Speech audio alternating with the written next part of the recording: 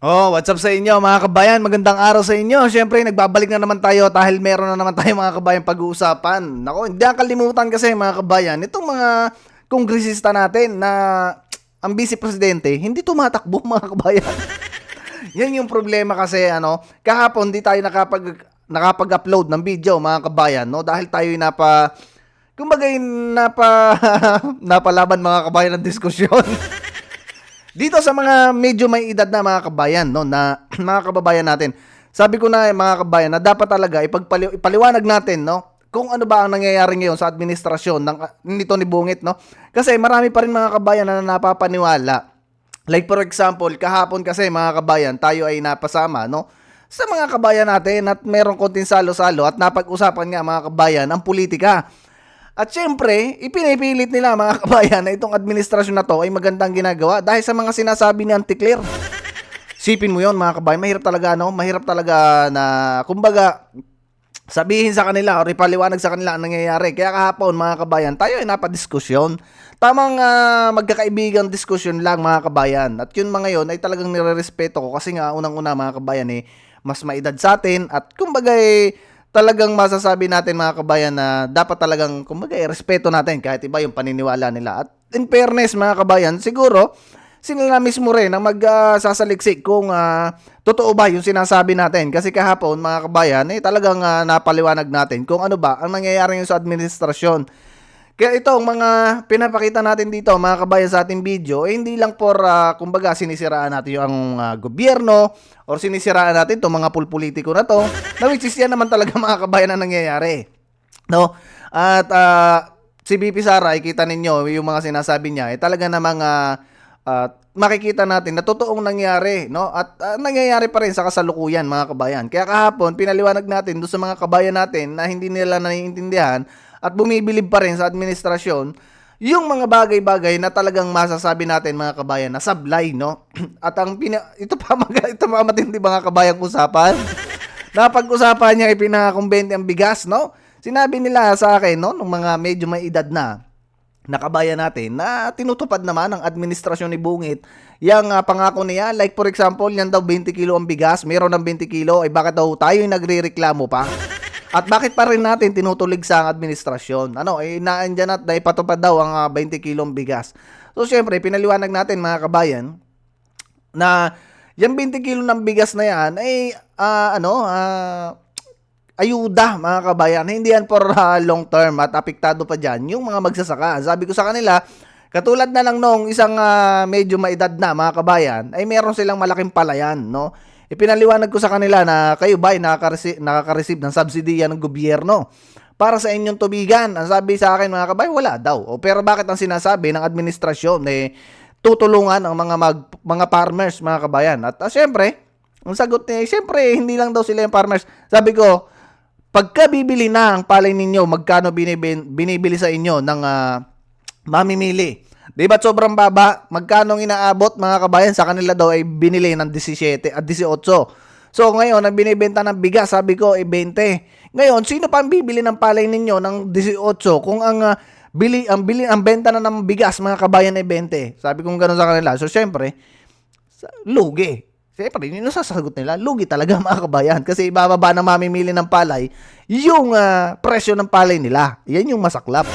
Siyempre, hindi sila makakabawi mga kabayan sa kailang ginastos kasi bagsak ang bili ng palay dahil sa 20 kilos ang bigas na which is subsidy lamang na yan ng gobyerno mga kabayan. Yung kasi problema sa atin, no? Masyado tayong napapaniwala ng mga mabubulaklak na pagpapaliwanag ni Auntie Claire. Yan kasi mga kabayan, isa din to si Auntie Claire, no?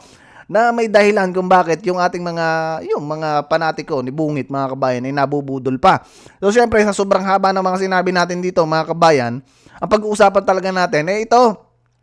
Si BP Sara kasi meron mga kabayan banat no dito sa mga congressman na to na si Chua at kay Abante, no? At ito ang sabi naman ni BP Sara. Nakalimutan ni Joel Chua nung sinisira niya ang pangalan ko nang hindi ako nakandidato ngayong eleksyon na ito. Walang mawawala sa akin. That is the fact, mga kabayan.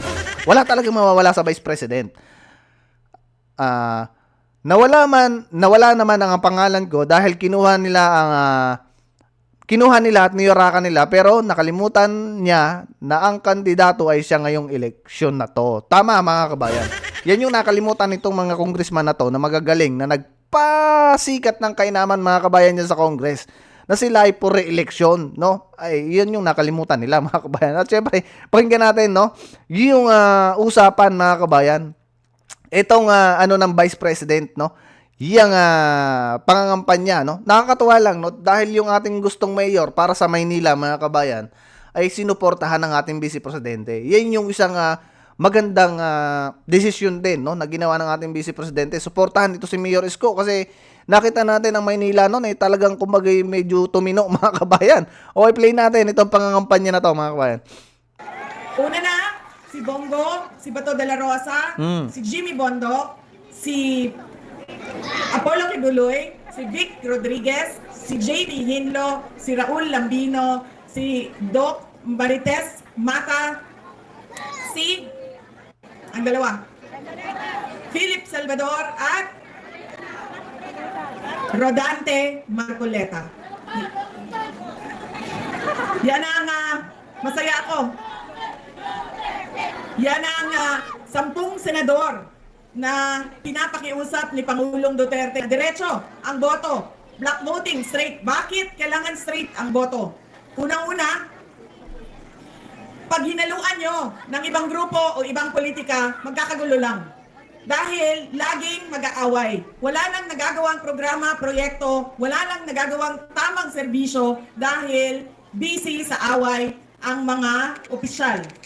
Ito mga kabayan, yung talagang pagpapaliwanag, no, na lagi ko rin sinasabi dito mga kabayan sa ating channel na kailangan ay mag-vote straight tayo or black voting. Kasi itong pinapaliwanag na to ni BP Sara mga kabayan, yan talaga yung the best way para na sa ganun mabago mga kabayan ang nangyayari ngayon sa ating bansa. Kasi kung katulad nun, yung sinasabi ni BP Sara, talagang nagkakaroon mga kabayan ng clash, no, between different parties. Eh kung isang party lang mga kabayan ang mga magiging senador, no? Diyan sa Senate, no? Katulad nitong ating mga 10 pambato at yung dalawa na ipapasok natin mga kabayan, ay makakapaglimbag or madali sila makakapagpasa ng mga programa na makakatulong sa mga Pilipino. At nakita nyo naman mga kabayan ng mga plataforma nitong 10 kandidato natin, no? Which is talagang papabor para sa ating mga Pilipino. At syempre, makikita nyo naman, no? Na talagang pinapatunayan naman nila. At nakita nyo na mga kabayan, yung dalawa dyan, no, na senador sa lineup ng PDP, eh talagang subok na natin. At kaya dapat, mag-straight voting tayo. Ito sinasabi na to ni BP Sara, ay talagang, kumbaga masasabi natin, na wise, no, na pagpapaliwanag. So tuloy natin mga kabayan. Gobyerno. Pangalawa, kapag black voting at sobrang dami ng boto, mahirap siya habulin sa dayaan. Dahil malayo ang agwat ng mga boto, hindi kayang habulin sa dayaan sa makina. Pangatlo, kapag nagkakaintindihan ang mga kandidato kung saan ba talaga tayo papunta at ano ba talaga ang kailangan nating gawin. Ang kailangan nating gawin, ituloy ang nasimulan ni Pangulong Duterte at ituloy ang tunay na pagbabago. Hindi yung sinasabi ngayon na may bagong Pilipinas pero may nagbago ba sa bayan natin? Meron mga kabayan. Meron nagbago naman ngayon kasi nakita ninyo na kaliwat kanan ng pinapatay mga kabayan. Yan yung fact, no? Yan yung totoo mga kabayan na talagang merong mga nabago. Yung mga nagpapatayan, naguhuldapan, kidnapping, diba? Yan yung totoo. Ang tunay na pagbabago. Hindi yung sinasabi ngayon na may bagong Pilipinas, pero may nagbago ba sa bayan natin?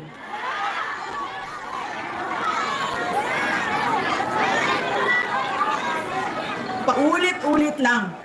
Maraming rason, paulit-ulit lang ang kahirapan, paulit-ulit lang din ang pangako. Wala namang nagbago. Lalo pang nagugutom ang mga tao, lalo pang dumadami ang naghihirap. Eleksyon noon, kampanya, 20 pesos per kilo ang bigas, kalimutan 3 taon. Ngayon, darating na ang eleksyon na naman, merong 20 pesos na kilo per kilo na bigas sa Visayas, pero wala sa Luzon at sa Mindanao. Na para bang hindi kailangan ng mga tiga Luzon at ng Mindanao at taga Mindanao ng 20 pesos per kilo na bigas. Kaya kailangan magkaisa, diretso natin iboto. Kung gusto natin ng pagbabago, kung gusto natin ituloy ang tunay na pagbabago, diretso ang boto ng 10 senador. Ganon din yan dito sa inyong syudad. Anong distrito nga ba tayo? Sino nga ba congressman natin? Ano? Sino nga ba ang congressman natin? Nasa tamang distrito ako. Katulad din yan dito sa syudad ng Maynila. Kung pumili na kayo ng mayor, Yorme Isko Moreno ang mayor ko, iboto niyo na lahat ng kasama niya diretso. Yes! Hindi pwede nakukuha kayo ng mayor dito, kandidato sa kabila, vice mayor, isang konsehal, dalawa dito, dalawa doon.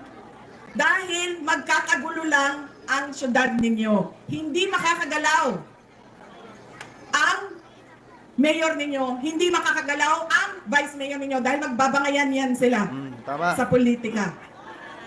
Kaya diretsuhin na natin ang lahat ng mga kandidato ni Mayor Isko Moreno Dumagoso. Yes! Anong distrito nga ba tayo? Sino nga ba yung congressman dito? Joey Oy!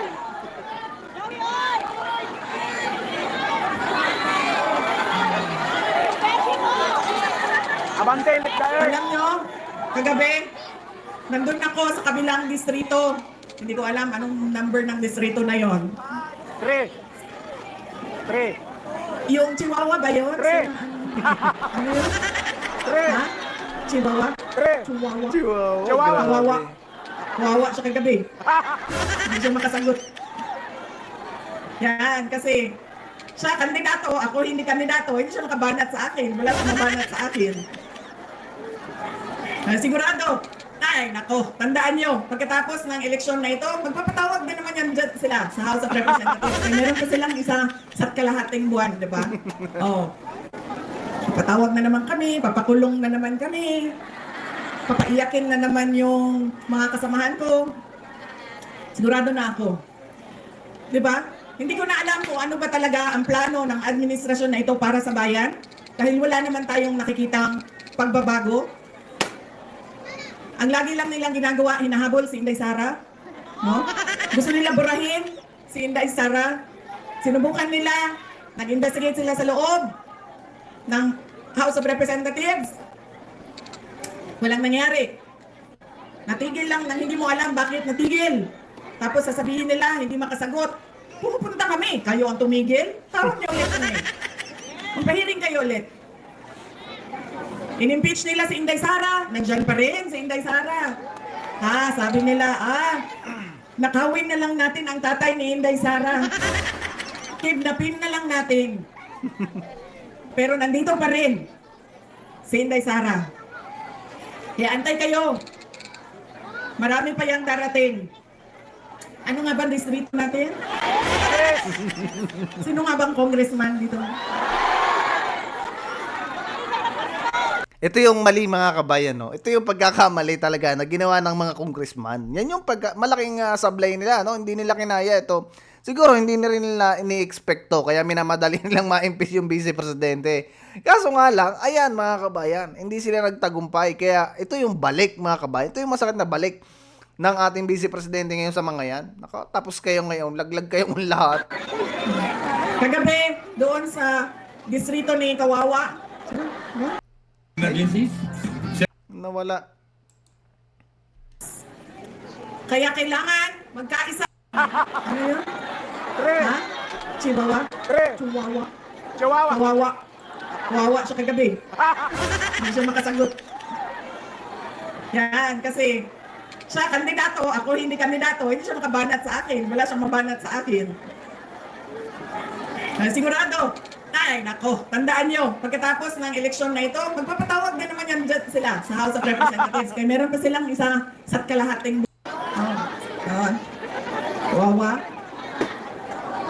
Nagmumura ako. Bakit? Kasi, minura niya ako nang hindi niya ako kilala. At hindi man lang kahit isang beses kami nagkita sa buong buhay namin. Kaya minumura ko siya. Dito sa inyong, ano nga bang distrito? Sino nga bang ano natin? Congressman natin?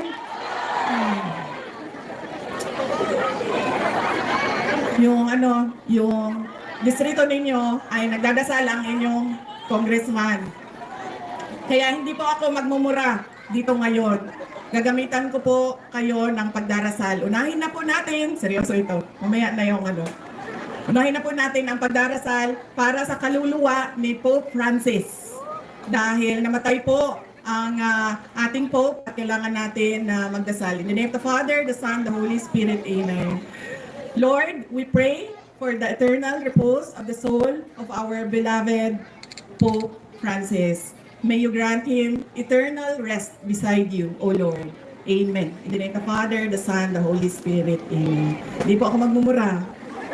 Dadasal po ako ngayong gabi. Alam nyo, dito sa atin sa Pilipinas, kapag nilabas mo ang dila mo, sa ibang kultura, ano yan, pagpapakita ng malakas ka, matapang ka. Pero dito sa atin, pag nilabas mo ang dila mo, ano ibig sabihin yan? Ako, yan nas, basta dila. Ha? Si Dila, na ano, Ay, manyakol. nako, mga bata, anong tawag niyan? Walang Modo. respeto. Anong tawag niyan sa inyo? Belat, di ba? Dila yan sa dila. Di ba? Bakit? Ang mga bata ang gumagawa niyan eh. Bakit ginagawa yan ng bata? Di ba yung pang-aasar? At ano pa? Parang sinasabi ng bata, Be, sa'yo, nasa akin lahat, ikaw wala. Be, panalo ko, ikaw wala. Ganyan, sa kultura nating mga Pilipino. Nasaan na ang aking props? Kagabi may apple ako, ngayong gabi. Nasaan na? Jo, labas mo ang props ko. Dila. Yan. Grabe, si Dila, ang laki.